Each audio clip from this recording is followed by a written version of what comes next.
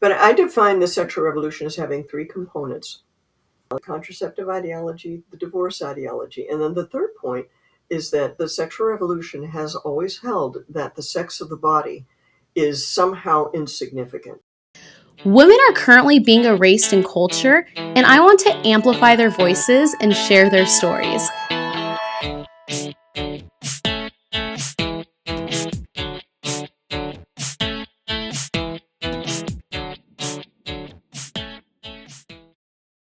Hello, everyone. Welcome back to This is a Woman podcast.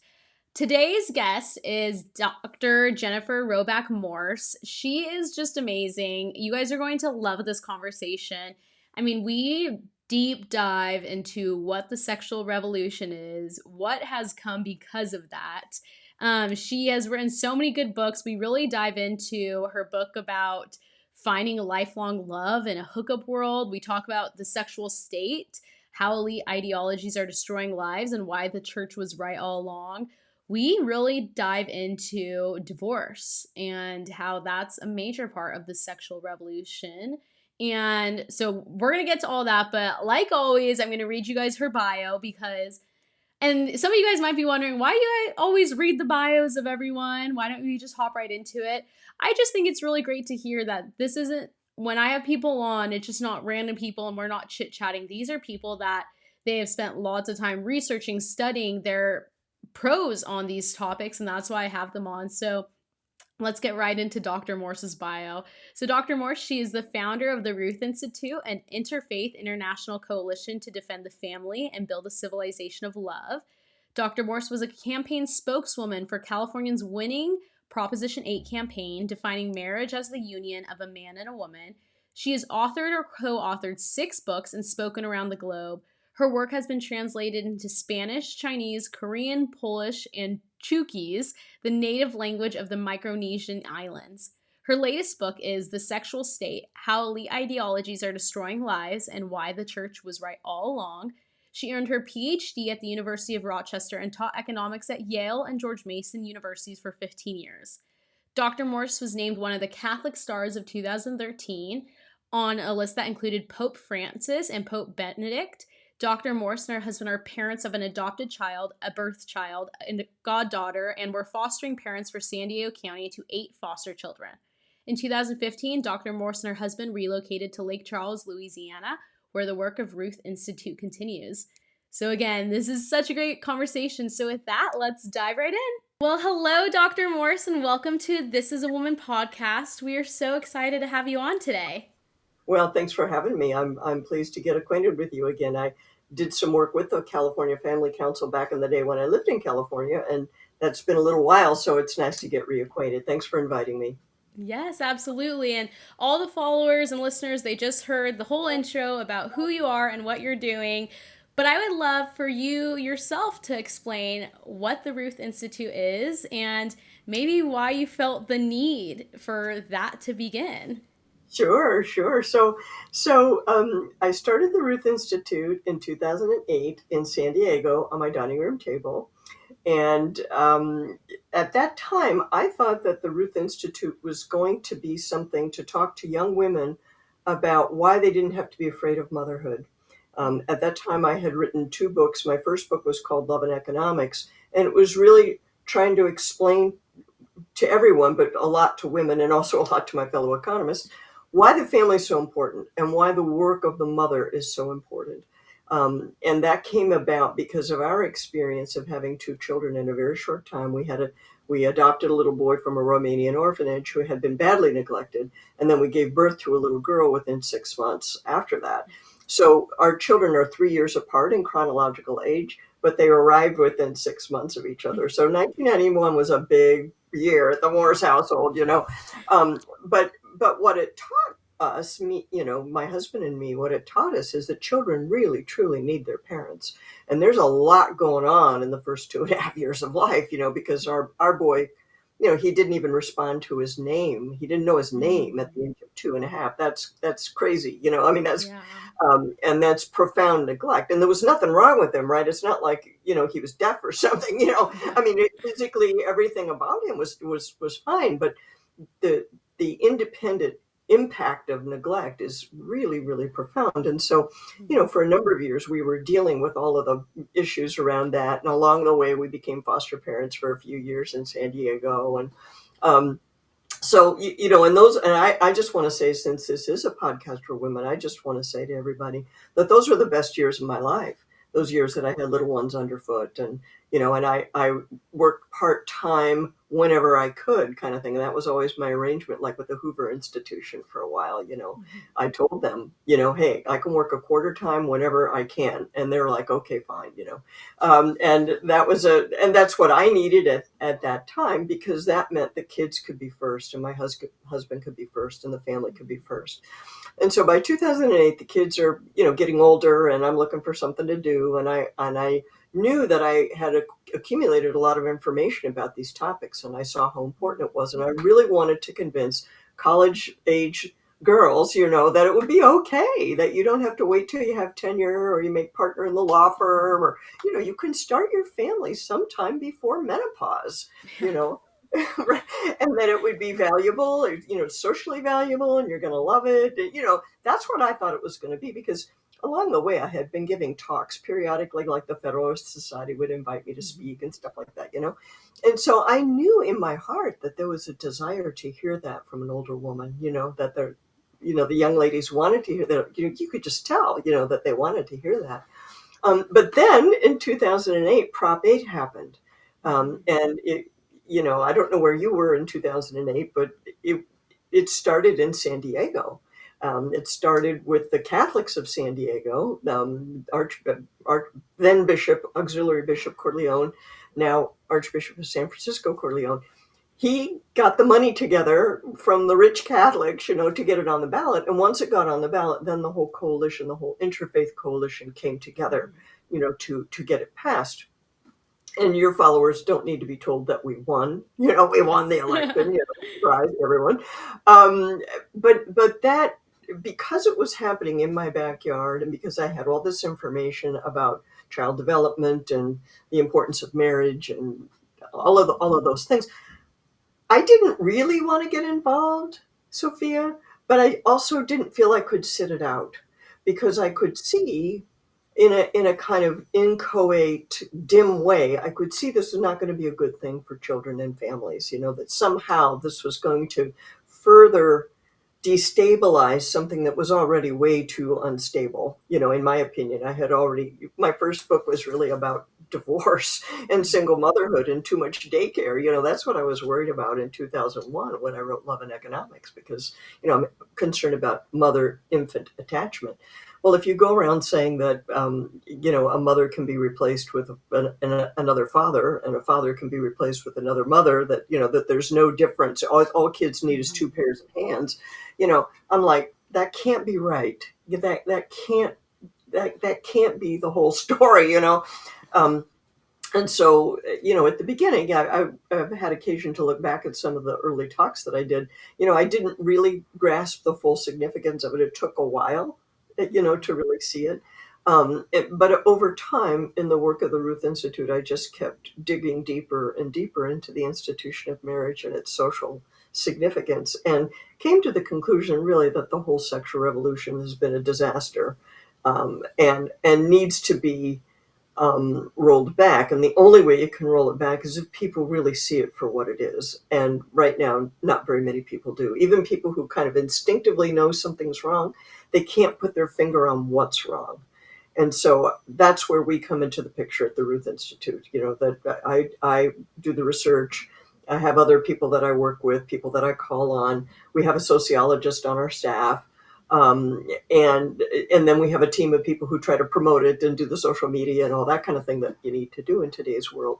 But that's really the goal. The goal is to really say that traditional Christian sexual morality protects the interests of children, especially, but also of mothers and fathers. And it protects their interests far better than the sexual revolution can do, because the sexual revolution has broken down all of the guardrails that protected people from each other, and protected people from themselves, and kind of the things that steered people into making better decisions. All of that's gone away, and so it's a lot harder. Even people who start off their lives wanting to do the right thing, there are a lot of obstacles that are, really unnecessary. So that's the way I look at it. That's the way we present it. That traditional Christian sexual morality is superior to the sexual revolution.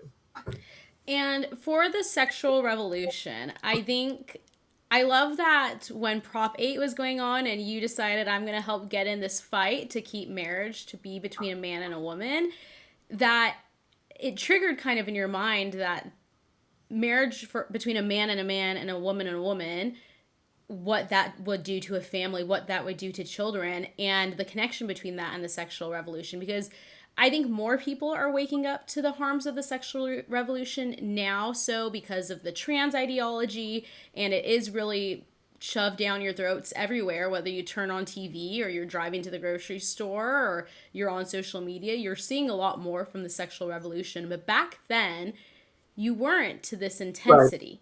But it's still kind of set off an alarm in your head of this isn't okay and what's the result of this. So for those that are listening that are like, okay, when I think of sexual revolution, I'm assuming that's trans, and when I see people have the drag library readings and all that, but could you give a good definition to what the sexual Sure. revolution is? Yeah, I've spent some time thinking about that, trying to see how all these parts move together.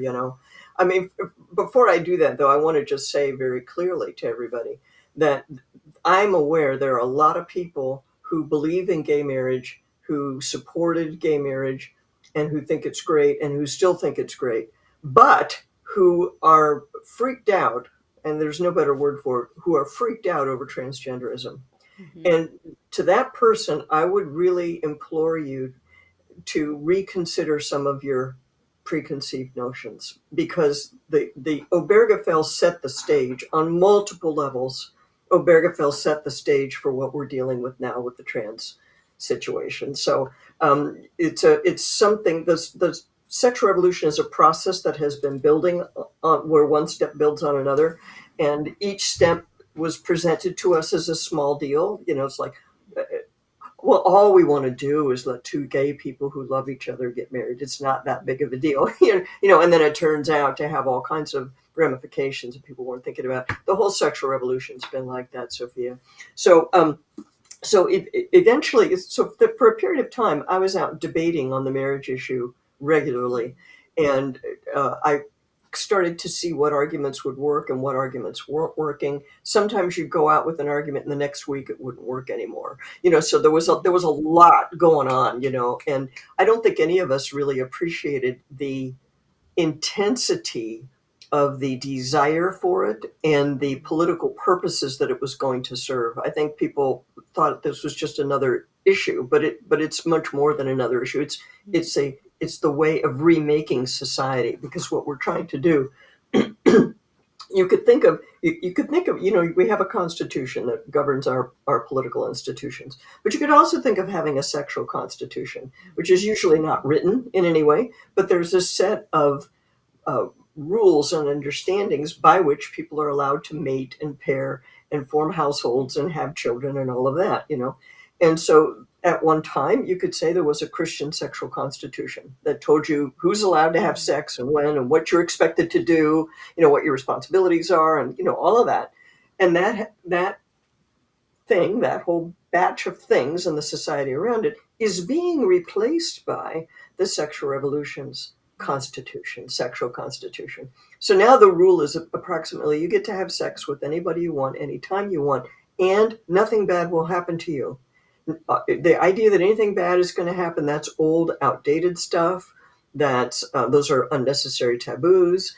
That is repressive, and we can get rid of all of that. And nothing bad will happen. That's kind of the promise of the sexual revolution. Very few people will blurt it out quite like that, because it's kind of obvious when you blurt it out. Yeah. Right. But if you really scratch the surface and look very deeply, that's kind of what you'll see. You have a right to be happy, so you can divorce and remarry as often as you want, for example. That kind of thing. Mm-hmm. You don't have to have any breaks on your sexual activity, because we have contraception, we have abortion. It'll all be fine. So that's kind of the big picture, is to think of the sexual revolution as a new set of of social rules and expectations about when and how you have sex and reproduce. Okay. And so I define the sexual revolution in this book. I finally got to write it all down, in this book, The Sexual State from 2018. Um, and I define the subtitle of the book is The Sexual State: How Elite Ideologies Are Destroying Lives and Why the Church Was Right All Along. That's the basic, gives you the basic idea. But I define the sexual revolution as having three components. The first component is the belief that a good society should do everything possible to separate sex and babies. Okay, that's their definition of a good society. And I call that the contraceptive ideology. And that idea that we should be able to have sex without babies as the norm, all the time.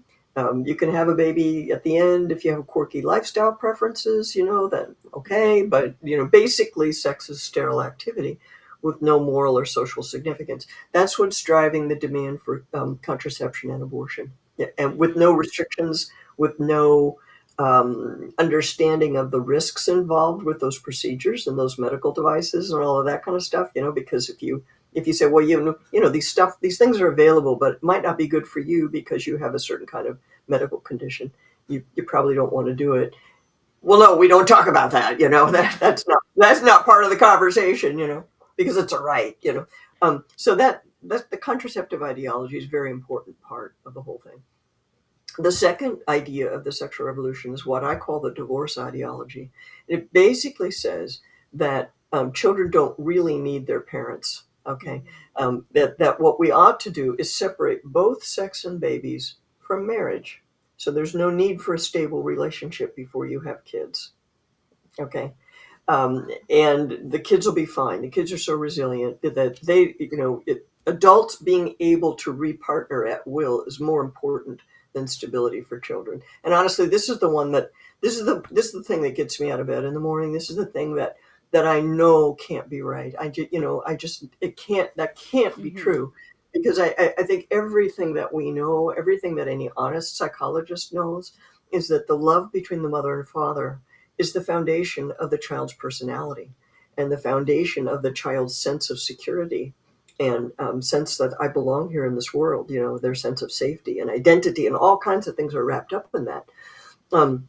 So the idea that we can play fast and loose with that, not, and that you can see, I can see it on your face that you can see this has vast ramifications, for who we date and how we date and all kinds of things, and how we treat repartnering and, just a lot of things like that. So that's the divorce ideology. So it's the contraceptive ideology, the divorce ideology. And then the third point is that the sexual revolution has always held that the sex of the body is somehow insignificant, and can be overwritten somehow, that male and female is not an absolute. So feminism was trying to tell us that we are too rigid about gender roles, which could possibly be true. You might be too rigid about gender roles, but that doesn't mean that you can eliminate all gender roles or that you can expect society, that you can claim that a good society is one where men and women are identical in every way. That simply doesn't follow, and we've been trying, that's what feminism tried to do. And that's what laid the groundwork for the idea that the sex of the body is irrelevant also for your choice of sex partner and also irrelevant for your identity as a person. So now we're to the point where you can remake your person. First it was social engineering. Now it's social engineering plus technological engineering. And then with another layer of legal stuff on top of it, because people have to accept your new identity. And that's being enforced by the power of law. So you take all these things together, and what you have is an ideology that is systematically irrational. They're proposing things and saying this is the ideal, this is what we all must achieve. You're never going to be happy unless you have this, and none of them can be done. You can't do it. It's not possible to do it, right? And so that becomes then the entering wedge for totalitarian power. And that's what we're seeing now. That's what the trans movement is. If you don't see it now, I don't know what to say, really, honestly. And you all in California are particularly vulnerable to it because you have a very powerful LGBT lobby uh, that doesn't get enough pushback. I mean, the lobby is there everywhere, but they have to be accountable to other people in other states, and that's not the case in California. So you're seeing um, the full implications of what it means to enact this thing, and then have the power of the state to enforce it, backed up with the power of the media, and in many cases the power of corporate America, and academia, and all of the major um, governing and opinion making sectors of society are on board, and they're leaning very hard on ordinary common sense, and that's what's happening to us. So that's how I define it. And in the book, The Sexual State, there's a section on each of the three ideologies, and I go through and explain them and explain the propaganda around them so that you can identify the propaganda, so you can know when somebody's trying to, bamboozle you with this stuff. That it sounds good, but it isn't really good, that kind of thing. Yeah, I love that you're able to break it down into three.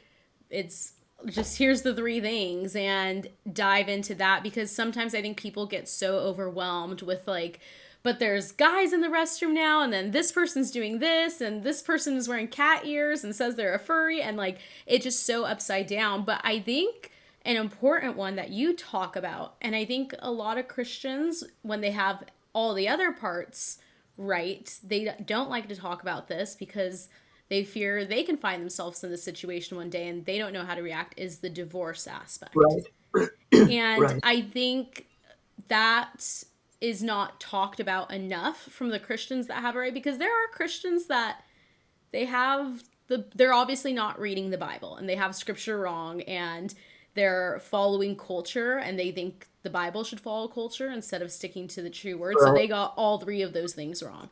But there's a good amount of Christians where they got the two parts right. They know that gay marriage isn't good and not right, and they know that you can't change your gender, and they know that you shouldn't have an abortion. They know all these things.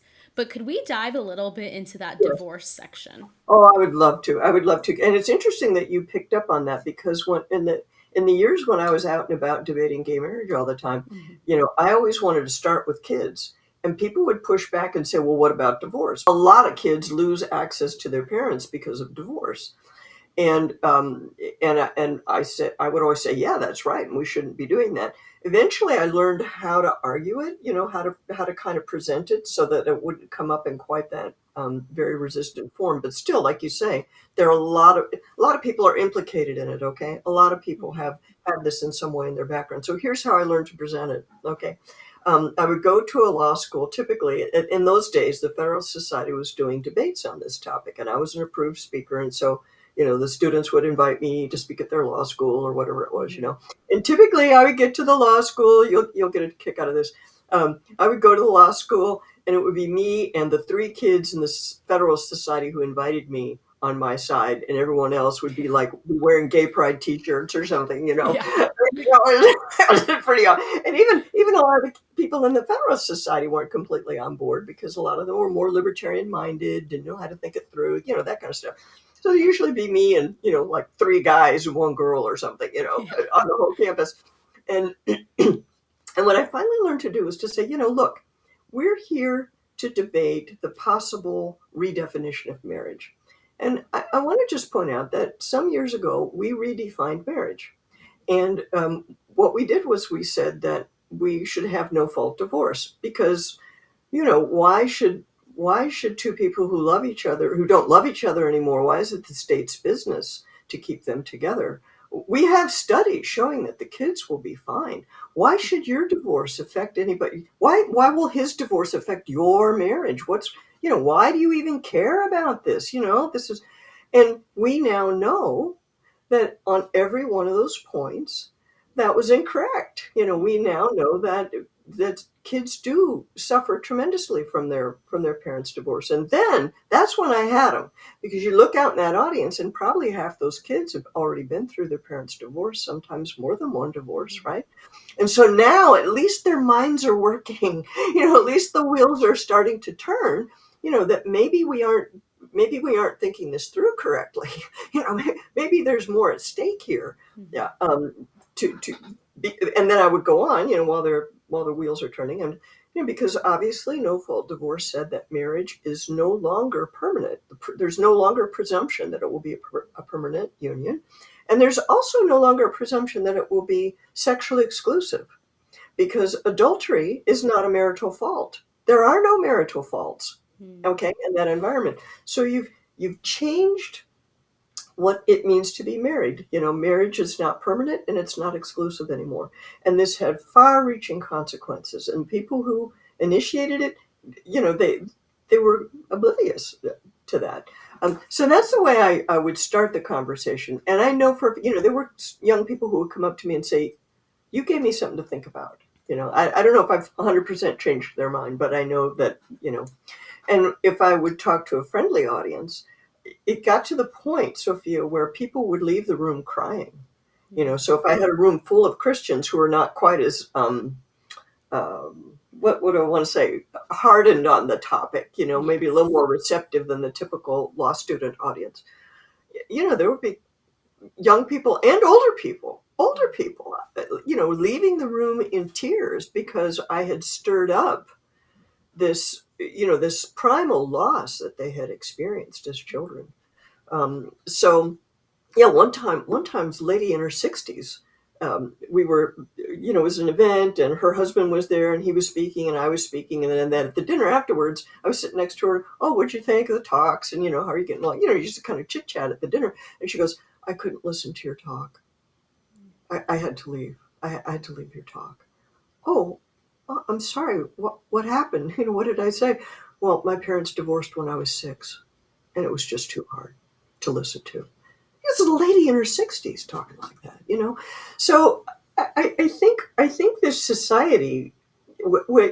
I mean, I'm a divorced person. Okay, I got married and divorced. By the time I was 24, I had been married and divorced. And when I got married again, by that time, and I was a lapsed Catholic during that period of time, and I came back to the church, and I'll do these crazy stories that a lot of kids who grew up in the sexual revolution, a lot of us have these stories, of coming back, and prodigal daughter, prodigal son, kind of stories that my dad knew all along that this wasn't going to work. Kind of thing. And so, within the Catholic tradition, we have a way of dealing with that, which is to investigate the original marriage, and is it, was it really a valid marriage, and so on and so forth. And there are problems with that. Don't get me wrong; there are plenty of problems with that. But what I think Christians should have in their minds is the following: that when Jesus spoke to the apostles in Matthew 19, and then again in Mark 10, probably the same incident reported separately by them. What he was prohibiting, he was not prohibiting you leaving an abusive spouse. Okay, so get that out of your mind. I mean, what Jesus prohibited was the second marriage. If your spouse is still living, you don't go marry someone else. Okay, so if you start thinking about that, then that tells you that the fact that you have a marriage that is difficult or impossible, you've got a spouse who is mentally ill or abusive or something like that. Okay, you can leave them. There's absolutely no biblical prohibition on you living someplace else. The prohibition is don't take another spouse. Okay, and if you look at the data and you think about it in your heart, honestly, that a lot of the time people get divorced. They've got a new boyfriend waiting in the wings, and that 100%, that's what Jesus is telling you not to do. And the other thing that you see with the kids themselves, Sophia, is that very often, now you'll hear exceptions sometimes, but very often it's that second marriage that's so hard on the kids. Okay, especially if there hasn't been overt conflict or overt problems. The parents, they're just not getting along. They're having problems in the bedroom. Kids don't really know it. They get divorced and the kids are like, "What? What?" it looked okay to us, because Yeah. kids aren't looking, they shouldn't know that kind of stuff, right? Mm-hmm. And then if you add to that the remarriage component, what happens is the family is now divided, and the children are going from house to house every weekend or every 2 weeks or something. And if their dad or their mom has another child with the new spouse, then here's what the child will see. The child will see, I'm going every week back and forth, but my half sibling over there, she doesn't have to do that. She gets to be with her mom on Christmas and on Thanksgiving. Mm-hmm. She gets to be with both parents. I'm at their house, and they have pictures on the wall that have her whole family, both sides of her family. I have no pictures of me with both sides of my family, and they're not hanging. I mean, I have two that I keep for myself, but I don't have any that hang on anybody's wall. That kind of disruption of a person's identity. And this is really deep stuff, all the people who thought that divorce was going to be harmless, that, a good divorce was better than a bad marriage and all this kind of stuff, a lot of those people have recanted, Mm-hmm. when they really followed the kids for 25 years. There's a very important study on that, they really followed the kids for 25 years. Hey, it's not they don't get Yeah. over it. They don't just get over it, because it's a life-changing, life-shattering thing for them. So that's what I would say. I don't know. Are there other questions that you think your followers might have about this, Sophia, that I haven't touched on? Yeah, you briefly mentioned it right there at the end, and I think this is something I still hear a lot today is, well, it's like you said, it's better for kids to be with divorced parents than in a not so great household. And abuse aside, that aside, but just two parents that decide we don't love each other anymore. How would you even respond to someone that still believes that to be true? I would respond by saying love is not a feeling. Mm-hmm. Love is a decision, and is a daily decision, right? And when people say to me, well, my parents argued all the time, so I guess it's better that I'm not around the arguing. Hey guys, stop arguing. It takes two people to have an argument. You can Mm-hmm. stop arguing. I know this is possible. I've done it. I've also not done it. I mean, I've seen you're there on the cusp of it. It's like, no, I'm not going to say it. And I can laugh about that now, but trust me, it was not that easy. When you're new in your married life and you're new in the faith a lot of times, and it takes some maturity to realize that you need to keep your mouth shut sometimes, you know. And immaturity is rampant among the young, Mm-hmm. Sophia. This is what I've noticed, right? Young people tend to be immature. I don't know how that works, but that's the way it is. um, but you can learn certain things that reduce conflict. You can learn self-soothing.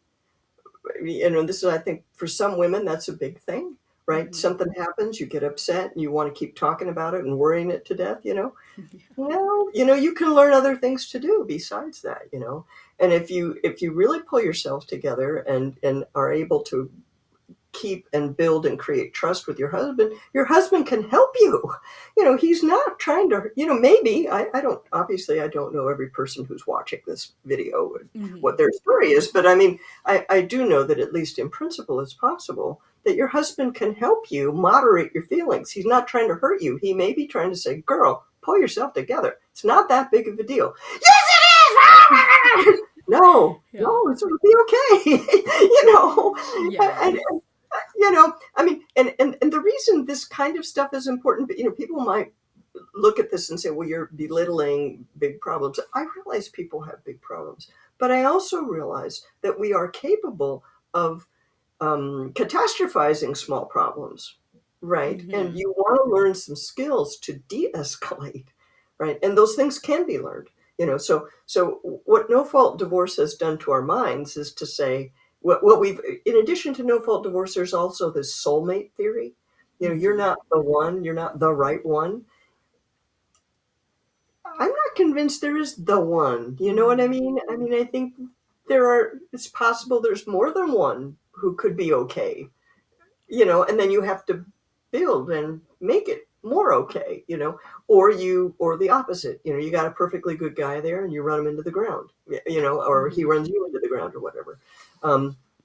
So I just, since this, I guess this is a podcast largely for women, I just want to emphasize to women that you may have more agency here than you realize. If you've got a guy that you think is difficult, um, you may have a guy who's difficult, but you may have more choices about how to deal with them than you now realize.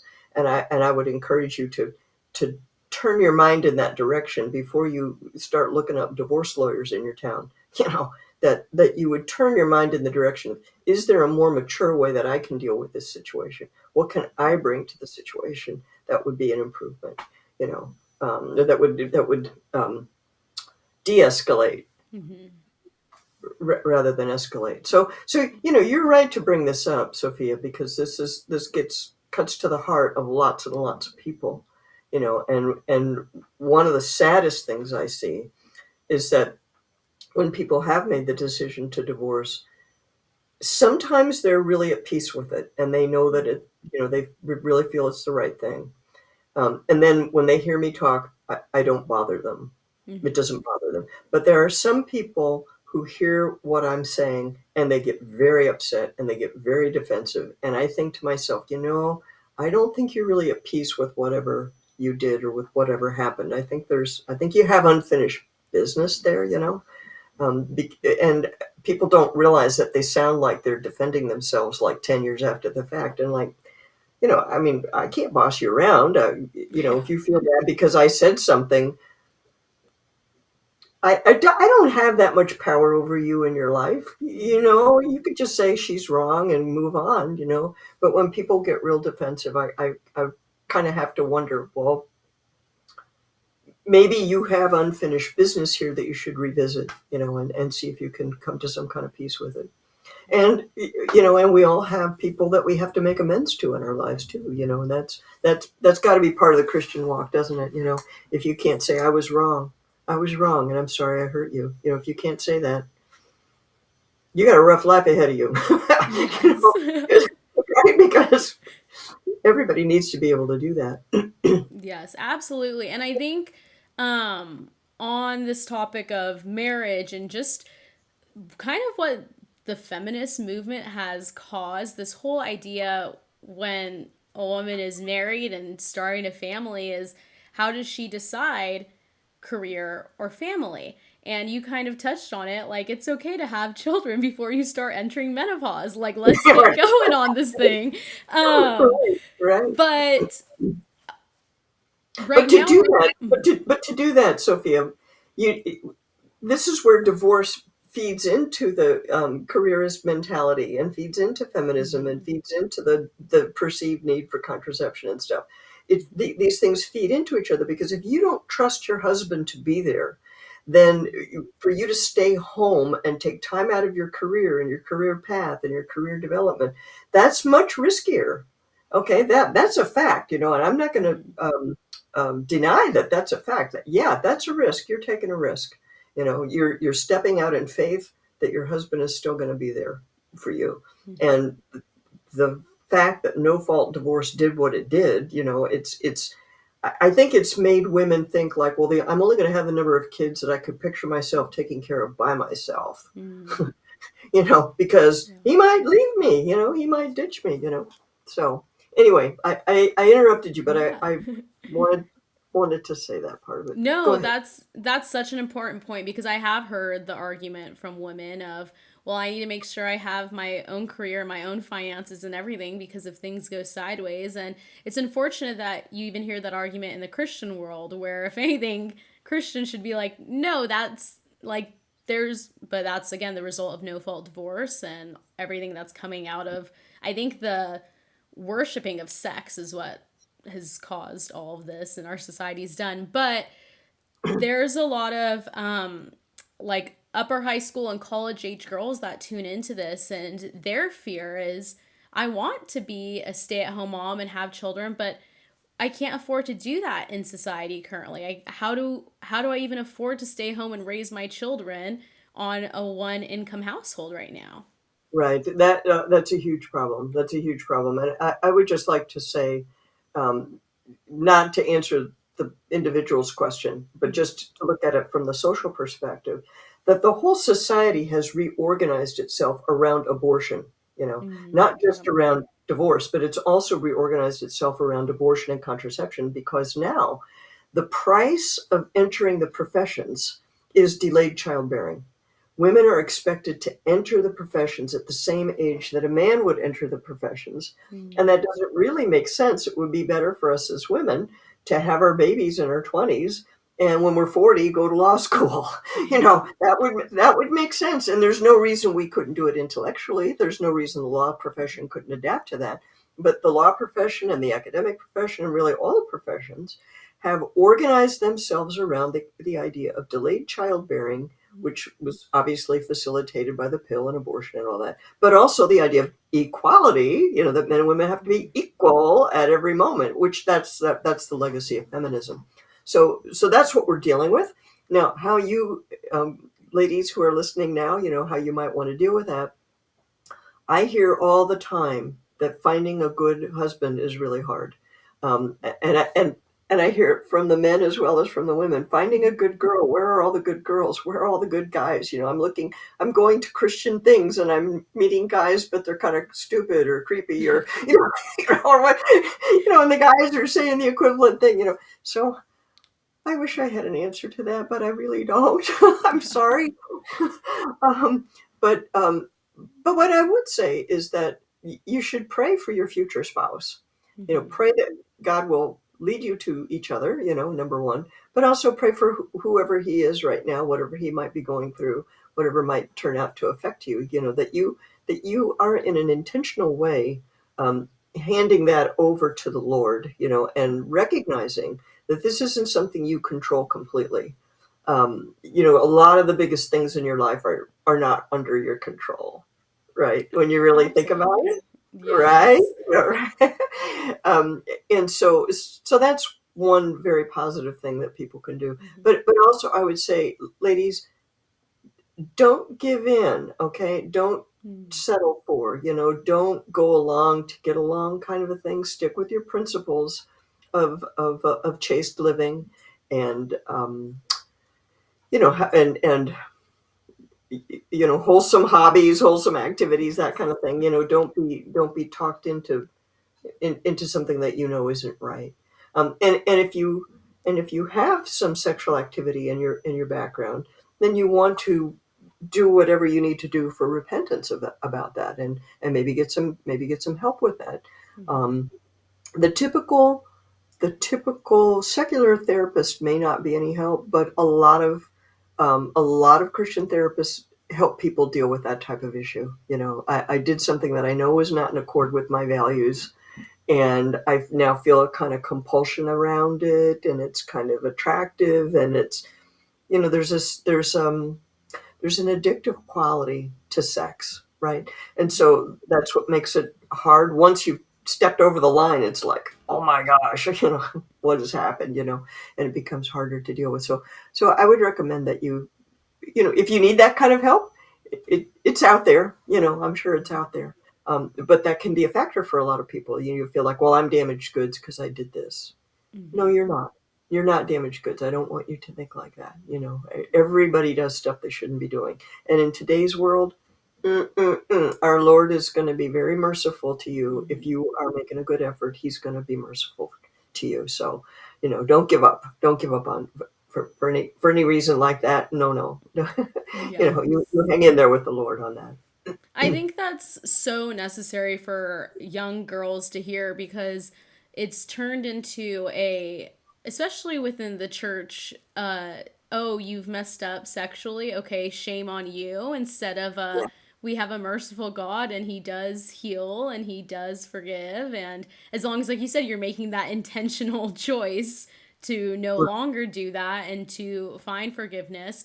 But I do want to just real quickly because it's kind of along the topic that we're on. You wrote a book, Smart Sex: Finding Lifelong Love in a Hookup World. And I'm sure we could talk about this for hours, but I would just um I think that's just a lot. I mean, I'm 23 years old, and so that's what I'm hearing from a lot of girls around me. When I was in college, a lot of girls, it was kind of like, well, all people are looking for is a hookup. And I even see things on social media where it's like, don't sleep with him on the first date, wait for the second date. And it's like, what? Whee! Yeah. Right, Like, right. like Wow. you Yeah. really waited a long time for that. But so it is. We're living in a hookup world because of the sexual revolution. And so how do girls go about finding love in So, that? so I'll tell you something. If there are adults listening, I want you to do whatever you can in your community to create wholesome atmospheres Mhm. for your young people. And don't think that you have to send your child away to college in order for them to succeed in life. You can go to the local community college, and get a little bit more maturity before you go off and live at a dorm. And honestly, when you think about it, the co-ed dorms, a lot of kids lose their faith in the co-ed dorms, right? Because they're putting you in what we would, in the Catholic tradition, we would call a near occasion of sin, right? Mhm. And so sooner or later, something's going to happen, and then you're going to feel bad, and then you're going to think, oh gosh, I need an abortion, or oh gosh, I'm damaged goods, or whatever, Mhm. and and you're going to end up drifting away from the church. And this is what happens to a lot of people. Um, they're pretty well catechized when they start college. They come from good homes and all that, and then they come home at Christmas and they're not the same child. What happened? Mhm. Um, so when I wrote that book, Smart Sex: Finding Lifelong Love in a Hookup World, my motive in writing that was that I had just written Love and Economics, and Mhm. really understanding the importance of marriage and being married before you start your family and staying married, that how important that is for kids. I started asking myself, why is it so hard to get married and stay married? What are we doing? Mhm. And our sexual behavior prior to marriage is a huge part of the problem. And so that's what that was the focus of that book, which came out in 2018, and things have only gotten worse, I think, for you Yeah. guys. Since then, there were no dating apps in those days, and Yeah. all of that kind of stuff. So you need to have a good Christian community on campus, and you need, in the Catholic tradition, we have sacramental confession.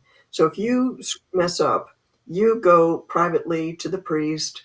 You can do it where you're in the room together, or you can do it behind a screen so he can't even see your face, but you're having the conversation that you need to have. You're receiving the grace that you need, right? Because you're not going to get out of this on your own, kids. I Mhm. hate to say this. Don't do this at home on your own. That's a funny saying. You need divine help. Okay, that's what I'm trying to say. And Mhm. so you want to make yourself as open to that as you can. And so I just mentioned that because that system, that sacramental system, Mhm. protects people's privacy, right? And helps manage the shame a little bit and stuff like that. I think people still instinctively feel a lot of it. Mhm. Um, but but it, well, you get what I'm trying to say. Yes. No, So absolutely. And I think you also kind of just briefly touched on therapy a little bit ago. And I think, like you said, just a normal person might not necessarily know how to help you with this, but to go find someone in the church to look for a Christian therapist, because I think something that has been good in society lately, and I mean, there's always an extent of how good it is because it gets distorted, but society's been a lot more open with going to therapy and getting help and all that. But I think maybe some Christian girls are missing the point of like, you need to have someone that's in the same faith as you feeding into you, because they're not going to know how to help you with that shame if they're okay with sleeping around, or just in right, this kind of, again, the sexual revolution, when they're maybe on the opposite side of things, they're not going to even see why you feel there's a problem with what you've done. that's right.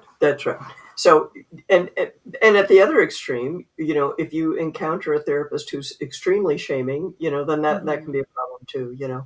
Um, since we're on this sensitive topic, Sophia, I didn't know we were going to end up talking about this.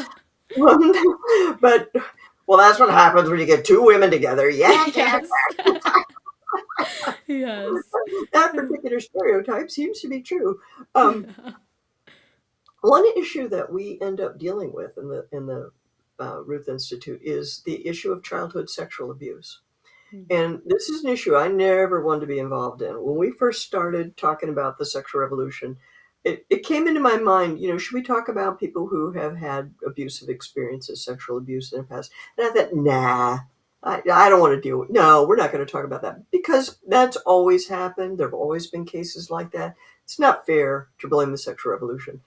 Well, for me, that went away. That changed in 2018 with the revelations about Cardinal Theodore McCarrick and all of the people that he had abused, and then the Pennsylvania grand jury report. So for a Catholic, this was a big thing, Mm-hmm. to see this kind of abusive conduct amongst the clergy. And so I started thinking about it, um, and realize that what the sexual revolution actually is gravely culpable in all of that because it empowers the predator and it disarms the victim because and you were kind of hinting at it when you were talking about therapists who would say, well, it's not so bad. What you did, you don't need to feel guilty about it, and so on and so forth. And I'm not saying that. Uh, this is kind of a area that where you have to thread a needle Mm-hmm. to say what you're really trying to say. But the fact is, there are we have the idea that sex is an entitlement, and for a certain type of mentality, that they take that literally. Your rapist takes that literally. I'm entitled.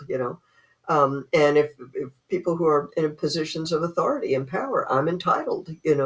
And the sexual revolution feeds to all of us the idea that sexual arousal is normal and necessary. And if you're repressed, that's bad. Okay, so now you're in a relatively weak position compared to somebody who's grooming you for sexual activity. That whole line of conversation can be part of the grooming process. Oh, you don't want to be hung up. Oh, Mm-hmm. no, that's just old, tired ethics. You don't need to worry about that. I'm your destiny. That kind of stuff. Um, and so I think the ideology of the sexual revolution has had a way of empowering the predatory mindset and disarming the potential victim. And so I want to say that because there may be people listening who've experienced some of this. And so anyway, we started back in 2018. I've been writing about this. I don't know, I've probably written 20 or 30 articles about clergy sex abuse in the Catholic Church. And we have a sociologist who's done sociological research on it. And we have a survivor of clergy sex abuse. This is a woman who is now married and has 5 kids and everything, but she was raped by her parish priest when she was 15 years old. And she writes a column for us, whenever she gets a time with her 5 little kids and everything. She writes a column about advice from a survivor. Here are things that are helpful, and here are things you really don't want to say this to a survivor, and that kind of stuff. So we have those resources available to people. That's what I want to share with people because I imagine you've got listeners who've been through some of this traumatic stuff, and it is traumatic. Unwanted sexual contact is traumatic, and make the way the sexual revolution makes light of sex itself. Sex is no big deal. Well, if sex is no big deal, why are we traumatized by unwanted sexual Mm-hmm. contact? We're not traumatized by going on a date to a restaurant we didn't really want to go to. I mean, it is a big deal. The point is, all of that points to the reality that the sexual revolutionaries deny. Sex is a big deal. It's a big deal. Yeah, So and that's what's been erased in the society is sex is you get to have it like you said earlier all the time with whoever you want, whatever you want, whenever you want. It's and I think that's you nailed it on the head with your book when he ends with why the church was right all along. The church right, really got it right. I mean, God's the creator of sex. Why would he give it to us in such like a you can only have it with this one person once you're married if that wasn't the best intention for it? I mean, I don't know the exact stats, but I've heard that literally the people that have the best sex are married Christians. Like in their marriage, they have like the happiest, best sex because that's what it was designed for. And they're right. leaving that brokenness aside. But with all that, I do want you to have the opportunity to tell people where they can find more about you and your books and all that. But before we hit that, I like to just open it up to anything you want to say, whether it's something we've already touched on or anything you want to leave with the listeners today. Well, yeah, you can come find us over at ruthinstitute.org. You can find us on YouTube. We have a locals channel. We've got an active Facebook page. One issue we really haven't talked about very much, we talked about marriage, but we haven't talked about homosexuality. Mm-hmm. And there are a lot of, that's a whole area there where there is a lot of misinformation and a lot of problems in the society. When people sign up for our newsletter, we have a report that we call Refuting the Top 5 Gay Myths. Mm-hmm. And we'll send you that as a PDF, so you can see the research on some of these topics. Because, look, they're lying to you about hookups. They're also lying to you about homosexuality.